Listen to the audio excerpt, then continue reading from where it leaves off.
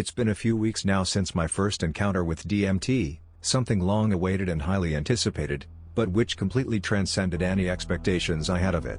I'd read a lot of McKenna's rants about self-transforming machine elves, the Amazon shamans helping spirits and ancestors, and friends had told me about gnomes in giant stack hats running around in a fully psychedelic playground. No matter how much I heard about the alien intelligence encounters, I kept putting them aside as interpretations that color and play off each other, like one person says they encountered aliens, and so the next person interprets their own trip in a similar way, which creates a chain of influence over every next tripper.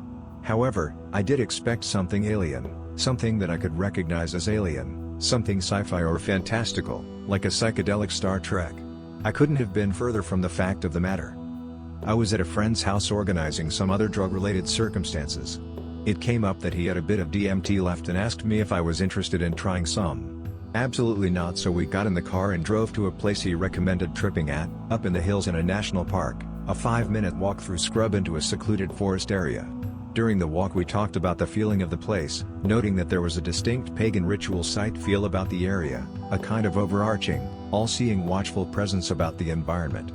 But it was peaceful, clear-skied, and fairly shady and cool. In retrospect, I'm sure this comfortable place influenced the quality of the DMT flash. I had 2 attempts about 15 minutes apart because the first was noticeably not a peak experience. But it was a good introduction to the totally alien nature of the DMT visions. Taking in the first toke, around 25 milligrams, I began to notice weird body sensations, my trunk became slightly elongated, and everything was surging with an energy that was totally silent to the ears but like a raging river in my mind. My heart felt like it was about to burst through my rib cage as I reached the peak of the inhalation. I let out a single laugh as I began to exhale, partly because the sensations were awesome, not unlike the body rushes of mushrooms, but I was mostly just ecstatic that DMT molecules were finally having their way with my mind. I closed my eyes and was immediately face to face with a supreme being of sorts. It had no face, and its form was like a string of multicolored lights constantly morphing, like a clown making a series of balloon animals. Beginning with a dog, he alters a couple of parts, holds it differently to reveal a dolphin, and so on. It was certainly a living presence, and without a face it was still somehow staring eye to eye with me as though it knew everything about my entire life. There was no sense of emotional attachment, but there was definite supralinguistic communication happening. This being and I were traveling at great speed through an infinite stretch of deep space. I was chasing it. It stayed the same distance away from me the whole time and seemed to be at ease with the speed, while I was struggling to keep up.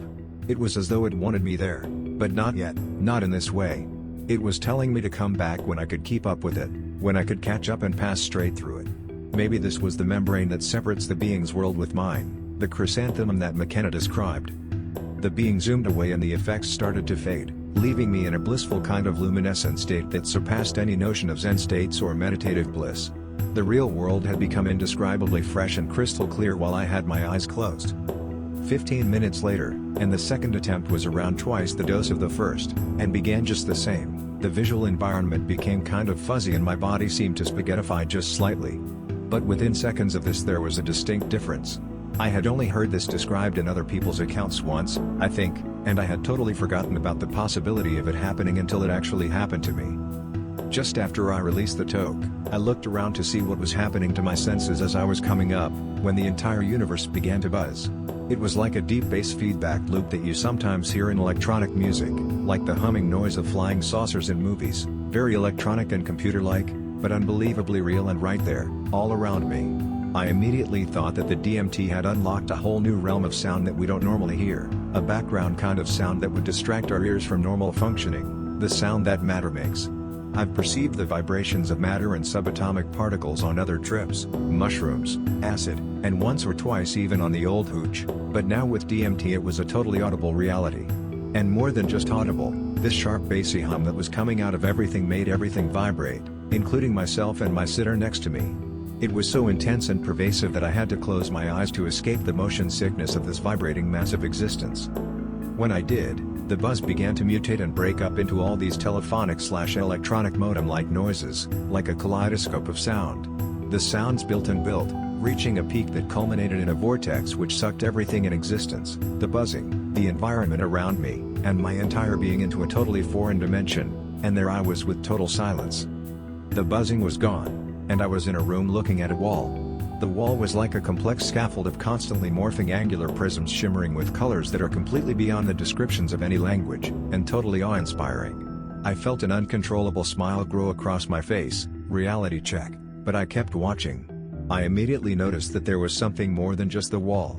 I noticed at first there was something in the wall, popping out occasionally to show me it was there. It wanted me to recognize it before it would fully come out though. It was something like watching the flat surface of a calm beach and seeing a dolphin periodically break the surface for air.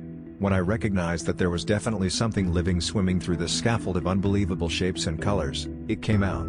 It was a non-human female being flying around this hyperdimensional room. She wore a flowing cape or gown that streamed directly off a big round glowing face, the kind of face that a 3-year-old kid draws, a circle with dots for eyes and a curved line for a mouth. That's all there was of her. But her face was so alive, compassionate, and enlightened. She was so happy when I realized she was there. Then I watched as a pedestal literally grew out of the floor of this room, made of the same unearthly super brilliant scaffolding. My attention must have been distracted by this thing growing out of the ground because the female being got in my face and communicated to me, not in words, "Look at what's on the pedestal." I looked up and saw a diamond-shaped object that was made of similar stuff to the walls, but infinitely more brilliant, more dazzling, more unspeakably awesome. And as my smile grew and total awe and amazement filled me, this female being began flying around the object at great speed, keeping her eyes fixed on me.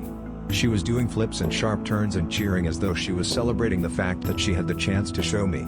She kept communicating to me, "Look at it. Look at it.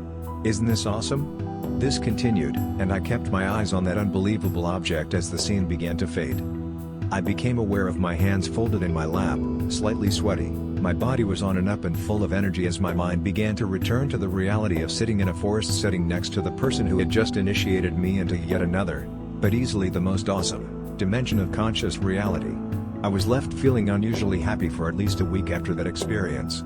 It has also left me with a profound sense of fulfillment and far greater purpose and perspective in my life's quest to understand the nature of this human existence.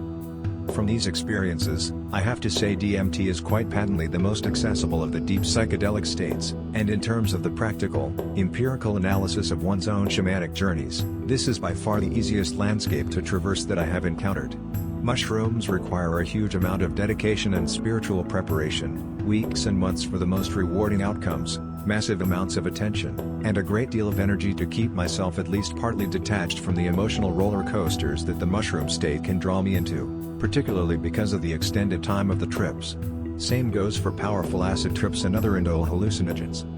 I say this not because DMT is so short-acting, but because on a proper dose of DMT, one's being is thrust into a peak experience. There is no choice in the matter. On mushrooms or acid one must guide his or her own thoughts and emotions through precarious unknown landscapes, and even then a peak experience is not guaranteed. DMT, however, seems to serve a peak experience on a platter with a salad on the side.